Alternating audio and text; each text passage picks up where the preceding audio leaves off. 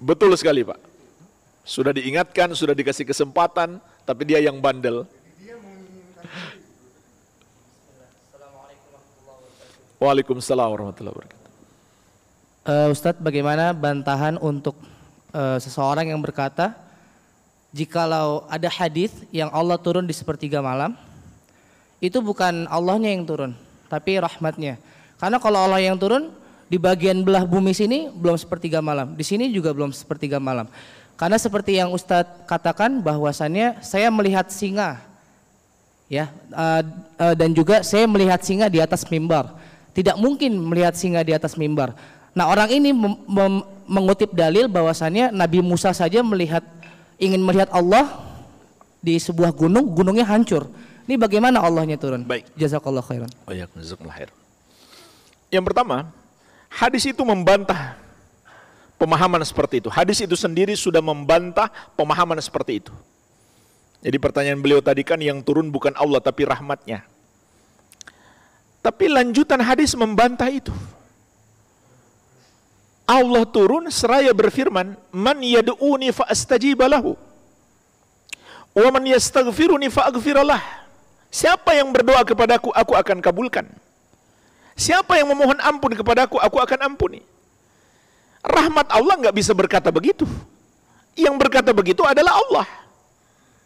Jadi hadis itu sudah membantah pemahaman itu.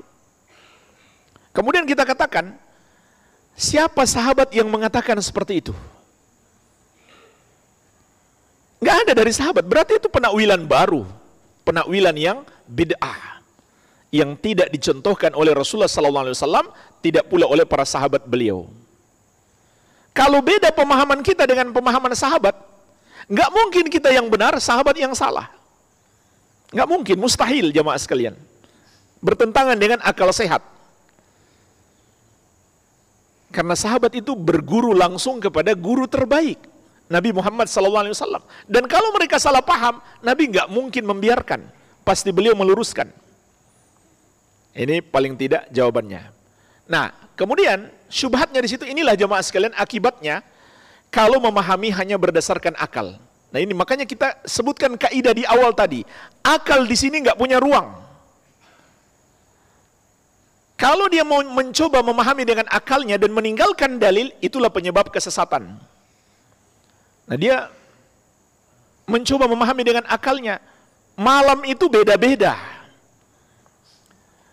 Kalau di sini sudah masih sepertiga malam, di Papua sudah pagi.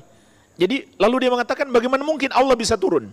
Kita katakan jemaah sekalian, apa itu sulit bagi Allah? Walaupun malam berbeda, Allah turun dalam waktu bersamaan. Apa itu sulit bagi Allah? Tidak, mudah sekali bagi Allah melakukan itu. Kalau kita nggak mungkin. Sama jemaah sekalian, coba bayangkan, kita ini seluruh makhluk, atau katakanlah muslim, iya, muslim saja, semuanya berdoa kepada Allah dengan bahasa yang berbeda-beda dan permintaan yang berbeda-beda.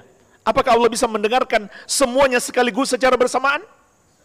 Mudah. Seperti itu pula Allah bisa turun ke langit dunia di sepertiga malam yang terakhir secara bersamaan, walaupun dunia ini beda-beda waktu sepertiga malamnya. Itu mudah bagi Allah. Apa yang sulit bagi Allah? Tapi kalau kita pahami dengan akal kita, ya berat. Ya. Sekali lagi, ini nggak bertentangan dengan akal sehat. Cuma akal kita yang belum menjangkaunya. Ya. Tadi yang ketiga antum bilang apa tadi? Yang terakhir tadi?